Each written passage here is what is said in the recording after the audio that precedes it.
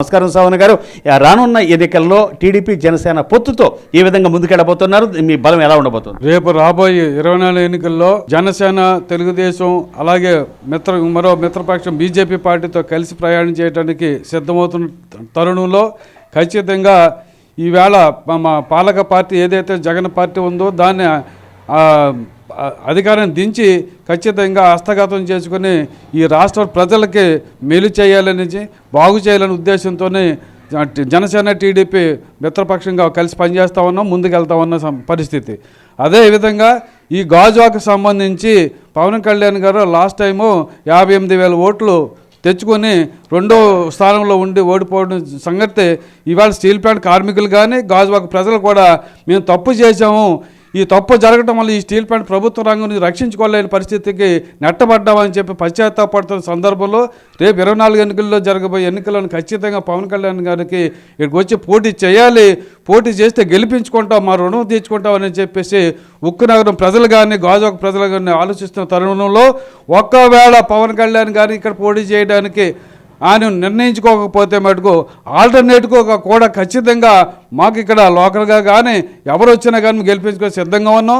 లోకల్గా కూడా అంచేతంటే last time అన్న లోకల్ నాన్ లోకల్ అనే ఫీలింగ్తోనే పవన్ కళ్యాణ్ గారిని ఓడించే క్రమంలో ఆ రోజున తెలుగుదేశం కానీ వైసీపీని ఓడించిన సందర్భం ఉన్నప్పటికి కూడా ఖచ్చితంగా ఈ ఎన్నికల్లోనే ఇవాళ మా ఇన్ఛార్జ్ కొనతాతారావు గారు ఉన్నారు, అదేవిధంగా రెడ్డి గారు ఉన్నారు, ఆ తర్వాత మన ఐఎన్టీసీ నాయకులు మాజీ షిప్యార్డ్ నాయకులు గడసల అప్పారు గారు కూడా ఇవాళ ఆర్థికంగా కూడా స్ట్రెంగ్త్గా ఉండి కూడా ఖచ్చితంగా ఇక్కడ ఏంటంటే గాజువాకలో లోకల్ పీపుల్స్ ఉండడం అనేది జరిగింది.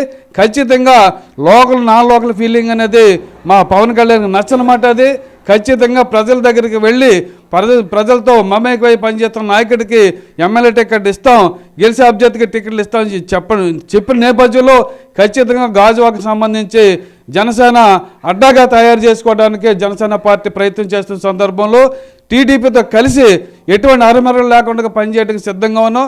బీజేపీ కూడా ఢిల్లీ ఇవాళ కానీ రేపు కానీ పవన్ కళ్యాణ్ ఢిల్లీ వెళ్తారు.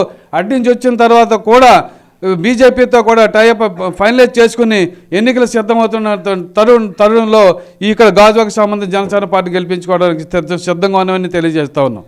ఒకవేళ మీరు చెప్పినట్లుగా జనసేన ఎలయన్స్లో టీడీపీకి ఇచ్చినట్లయితే మనసా వాచ కర్మణ మీరందరూ కూడా ఏకతాటి మీదగా ఉండి టీడీపీ అభ్యర్థిని గెలిపించడానికి మీరు కృషి చేస్తారా?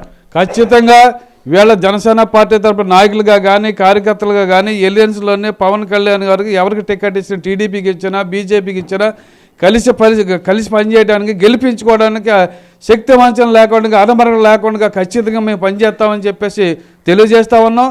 అలాగే ఓట్ షేరింగ్ అయితేనే ఈ మిత్రధర్మం అనేది కంటిన్యూ అవుతుంది.